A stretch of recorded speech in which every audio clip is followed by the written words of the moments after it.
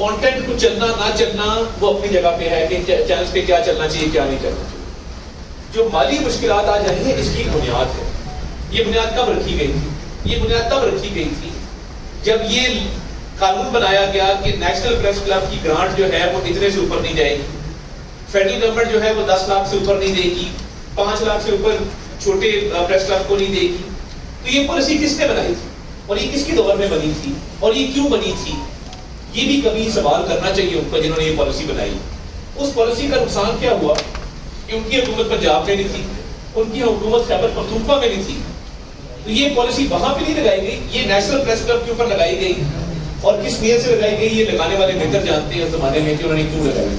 हमने इसकी amendment move कर दी है और ये मैं बिलीव करता हूं कि ये फेडरेशन है, whole of the government approach है, सबसे बड़ा प्रेस क्लब है मुल्क का, उस पर ये कदम होनी नहीं चाहिए। तो ये भी मैं सेक्रेटरी इन्फॉर्मेशन को ऑलरेडी दायात आप आए थे, हम जारी कर चुके हुए हैं कि इसको आप जो है वो हर हाल में हल करें। इस पॉलिसी, ये अकेली पॉलिसी नहीं है, इसके साथ साथ जो पॉलिसी बनाई गई, जो चैनल्स के रेट्स रिवाइज किए गए और डाउनवर्ड रिवीजन की गई, वो भी तब की गई। इसके जैसी एनबीसी का ये अमेंडमेंट आई उसके साथ ही चैनल का रेट होता है गवर्नमेंट एडवर्टाइजमेंट का पर मिनट। आप जरा रिकॉर्ड निकलवा देना तो मुझे बता दें कि जो टॉप के चैनल से उनका रेट 3 लाख पर मिनट से 1,85,000 पर मिनट कब किया गया और क्यों किया गया, ये पहला सवाल है। और इसी तरह जो बाकी चैनल्स थे, हर चैनल के ऊपर इसका इम्पैक्ट आया।